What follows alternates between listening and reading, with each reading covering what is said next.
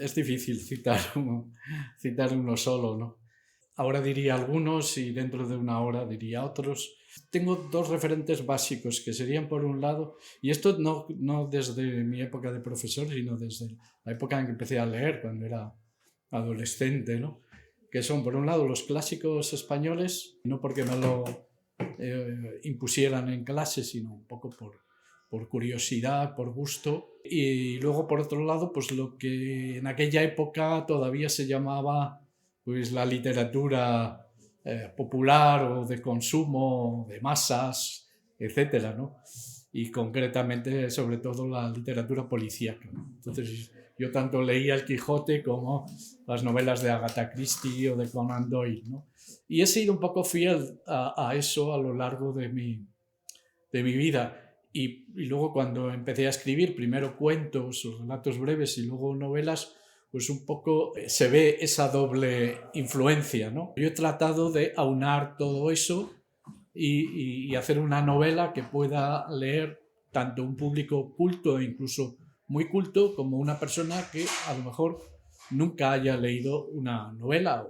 En esto, pues claro, mi gran, vamos a decir, referente sería, y ya lo han citado muchos críticos, sería El nombre de la rosa de Humberto Eco, ¿no? Que yo leí cuando se publica en España, pues no sé, ya por el año 80, 81, cuando sale la traducción española, y ahí encontré un poco pues ese tipo de novela que yo buscaba, aunque entonces yo no escribía novelas, ¿no? Pero que aunara lo culto con lo popular, ¿no?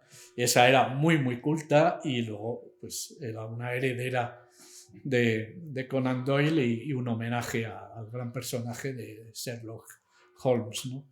Y luego ya como, en fin, como lector, dentro, aparte de los clásicos españoles, pues dentro de la literatura española, claro, un lector ha sido de los grandes novelistas hispanoamericanos y entre ellos pues un autor que yo podría destacar por encima de todos, pues quizá fuera Juan Rulfo y Pedro Páramo, esa novelita, me parece que es una maravilla, ¿no?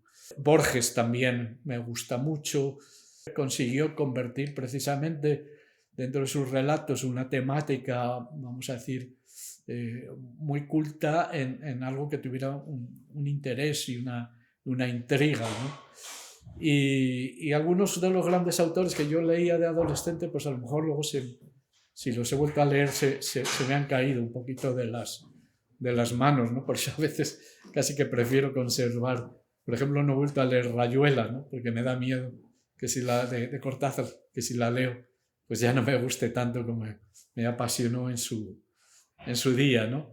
Una novela que a mí me parece muy recomendable, una de las novelas que a mí más me han impresionado es La montaña mágica de Thomas Mann, que tiene ahí pues un trasfondo de pensamiento muy importante, ¿no? Que intento también que en mucha menor medida, pero que también esté presente en mis novelas, ¿no? Y luego, pues frente a esa, pues la gran novela de aventuras que es La isla del tesoro, que esta sí que suelo leerla pues cada X años o cada vez que me entero de que sale una nueva edición, aunque no sea una nueva traducción, pues corro a comprarla y a leerla porque es un libro que enseguida me evoca. Bueno, me evoca la época en la que la leí por primera vez, pero también pues eso me evoca todo ese interés por la aventura, etcétera, ¿no?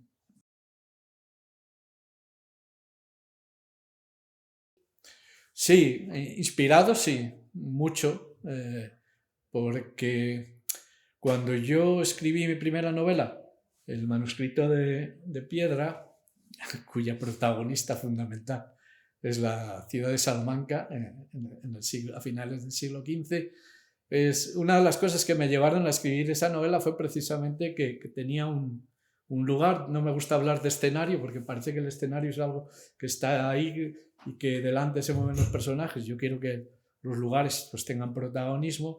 Entonces, una de las razones que me llevaron a escribir la novela fueron que asociada a la figura de Fernando de Rojas iba la ciudad de Salamanca, una ciudad que, bueno, yo conocía bien porque ya llevaba mucho tiempo viviendo en ella, yo me había pateado mucho, sobre la que había leído mucho, de modo que sí, que ese fue un motivo inspirador muy, muy importante, y de hecho en novelas posteriores, en más de la mitad de ellas, bastante más de la mitad, aparece Salamanca, si no en su totalidad, en la totalidad de la novela, sí al menos en algunos capítulos.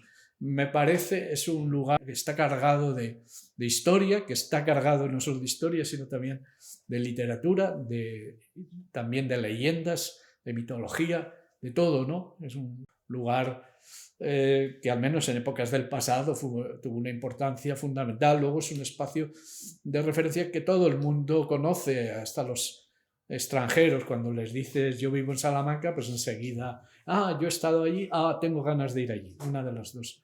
Pues o sea, todo el mundo sabe más o menos, a lo mejor no ubicarla exactamente en la península ibérica, pero sí saben más o menos que es una ciudad monumental, que fue un foco cultural de primer orden durante mucho tiempo, etcétera, etcétera. Yo quería jugar con todo esto. A mí me sorprendía mucho cuando era aquí estudiante de filología en Salamanca y cuando hacía mi tesis doctoral, que no hubiera más literatura, me refiero contemporánea y sobre todo actual, sobre Salamanca. Me sorprendió muchísimo.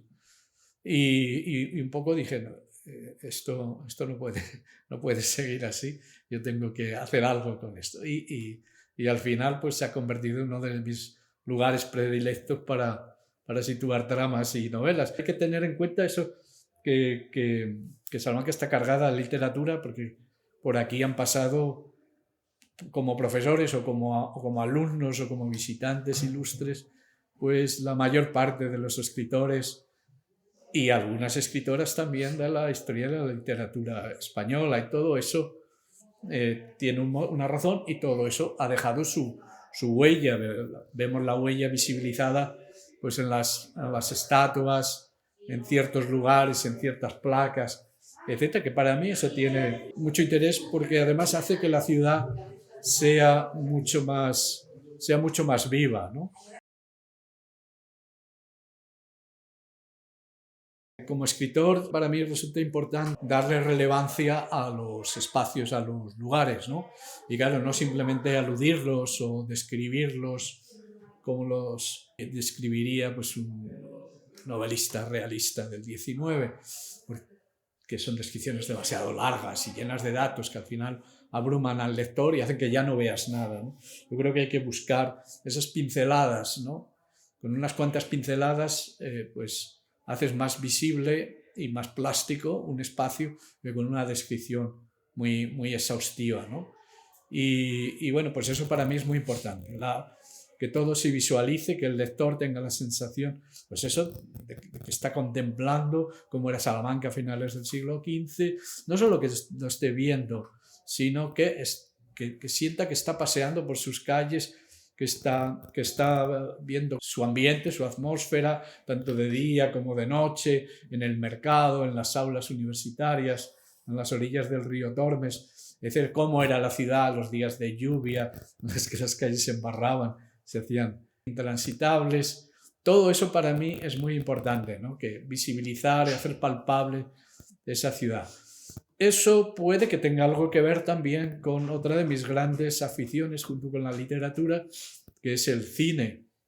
Ya no solo como espectador, sino también un poco como estudioso. Llevo muchos años dando asignaturas de literatura y cine, y también por mi formación, porque en el año 2002 o 2003, no lo recuerdo bien, yo hice un máster, aunque entonces el título era un título se llama experto en, pero bueno, luego al año siguiente se convirtió en un máster de guión, de escritura de guión para cine y televisión de la Pontificia, ¿no? Y fue un máster que a mí me enseñó a ver muchas cosas, nunca mejor dicho. O sea, todo el mundo implicado en lo que es una serie de televisión, una película, pasó por allí y me hizo ver las cosas con mucha claridad, y sobre todo cobrar conciencia de la estructura, la importancia de la estructura y de la trama, etc. Y supongo que también de estos aspectos de esta importancia de dar visibilidad a las cosas, ¿no?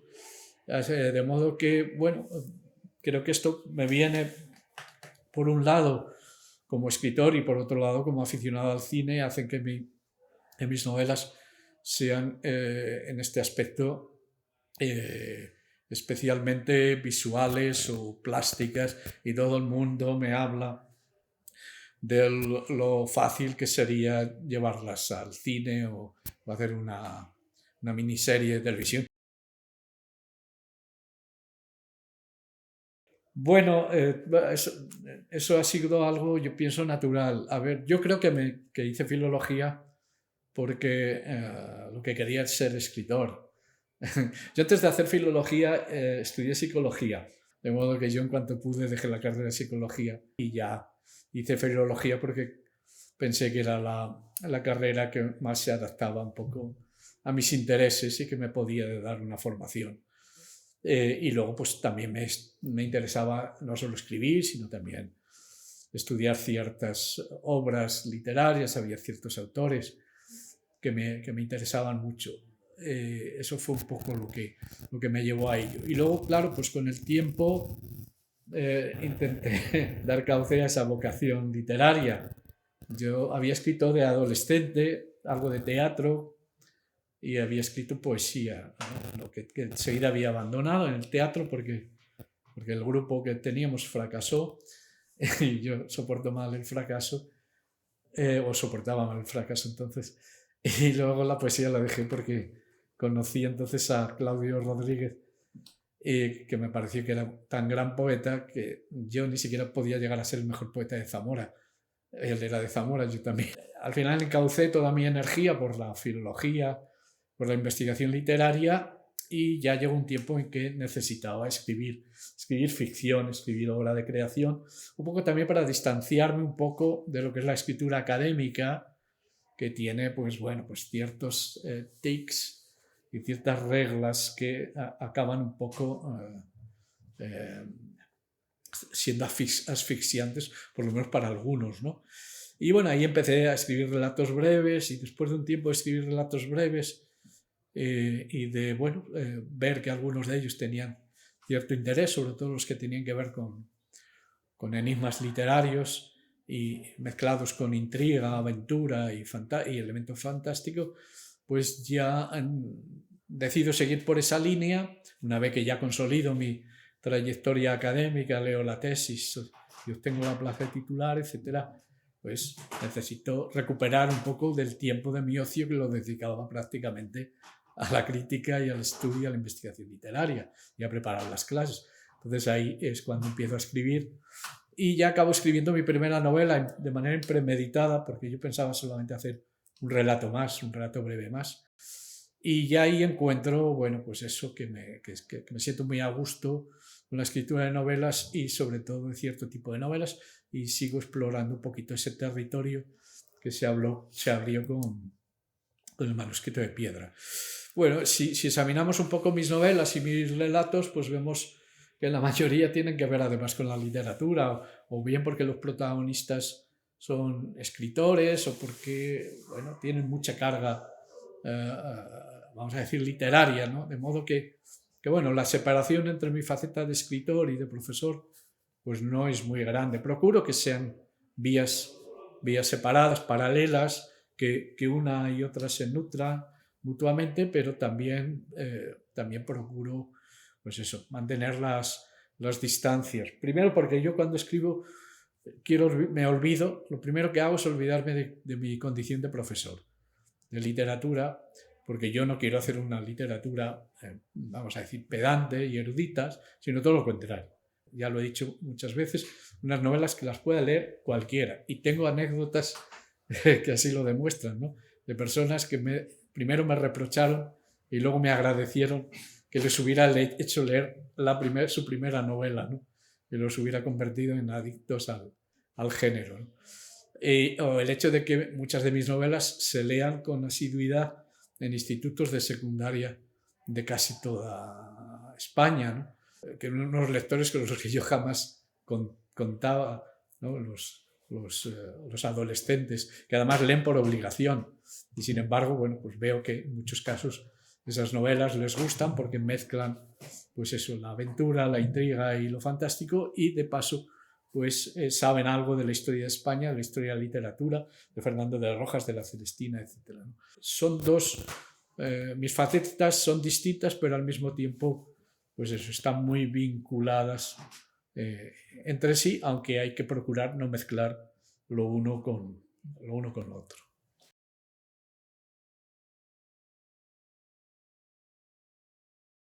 Bueno, pues para mí Unamuno es un escritor, antes no lo he citado porque Unamuno es distinto a la influencia que han tenido otros escritores, que además he citado novelas concretas. Muchos autores pues me interesan unas cosas, otras no. Pero el caso de Unamuno me interesa en su conjunto, ¿no? Antes hablaba un poco, a propósito de él, de esa unidad, dentro de esa multiplicidad de yoes que hay en Unamuno, de facetas, de géneros, de todo, que parece un escritor muy contradictorio y múltiple y tal, pero todo está presidido por una gran unidad, de tal manera que no se pueden separar unas cosas de las otras. Para mí es un personaje apasionante, y tan apasionante es que voy a contar aquí algo que no he contado todavía más que a un par de personas. Y la novela que estoy escribiendo ahora, que se sitúa en 1905 en Salamanca y provincia, tiene como protagonista a Unamuno. A mí Unamuno siempre me pareció que su vida era una parte de su obra y su obra formaba parte de su vida, y siempre me pareció que Unamuno era un gran escritor, intelectual, etcétera, pero también era un gran personaje. Él se había construido un poco a sí mismo como personaje, ¿no? Bueno, con ese personaje llevo conviviendo mucho tiempo. Yo no soy especialista de Unamuno, ni lo quiero ser, pero yo trabajé aquí, en esta casa. Yo fui becario para hacer el inventario y catalogación de los papeles de Unamuno cuando terminé la carrera universitaria. Estuve año y pico viniendo todos los días laborables a esta casa, que era casi la mía, ¿no? Yo vivía aquí y en mi propia casa. Y a partir de ahí, pues sí que he tenido un contacto muy asiduo con él. He sido asesor de la Casa Museo, he coordinado números de la revista de los cuadernos de la cátedra Miguel de Unamuno. Ahora soy el director de esta revista. He escrito cosas sobre él, etc. He escrito un relato, he escrito ese libro de la doble muerte, que es un ensayo, pero que tiene también mucho de literatura. Y bueno, y por fin pues, estoy escribiendo, prácticamente la tengo terminada, una novela sobre Don Miguel, ¿no? Porque creo que es un personaje, una figura fascinante, que tiene muchas cosas que decirnos, ¿no? Y yo lo mismo que he hecho en otras novelas, aquí también un poco, claro, dado que se trata de un escritor, un catedrático, que era rector en aquel momento, etcétera, pues siempre corres el riesgo de hacer una novela pesada y erudita, o que la gente ya de entrada diga, uy, una novela con Unamuno de protagonista. Si ni siquiera leen a Unamuno, ¿cómo van a leer una novela protagonizada por Unamuno? Bueno, en este caso pues intento que sea una novela que tenga su intriga, que tenga su ironía, sus momentos de humor, etcétera, que tenga su aventura, que tenga mucha peripecia, pero que esté ahí Unamuno con toda su carga,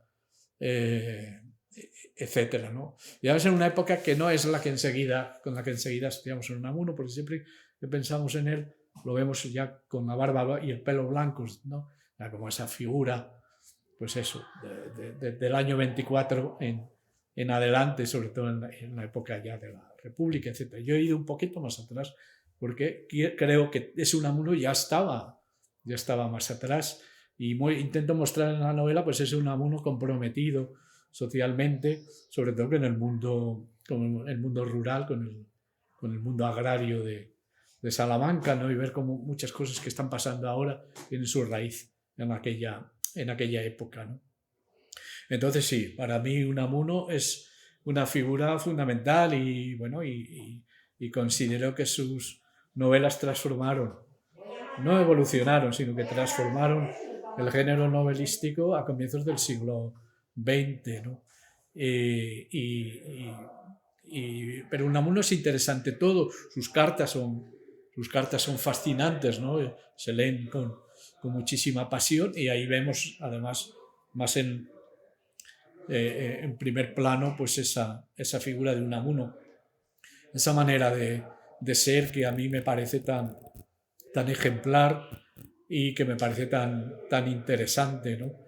Que no deja pues, ser indiferente a nadie, ¿no? Para bien o para mal, porque Unamuno tuvo muchos detractores en vida y sigue teniendo muchos detractores. Pero a Unamuno los detractores y los enemigos le gustaban. Lo peor era esas personas que hubo entonces y sobre todo que hay ahora que se han querido apropiar de la figura de Unamuno. Eso me parece muy peligroso. Y que nos dan una figura de Unamuno muy chata, muy limitada, muy a la manera de esas personas que lo tienen más o menos secuestrado. Y afortunadamente pues Unamuno es muchísimo más rico que todo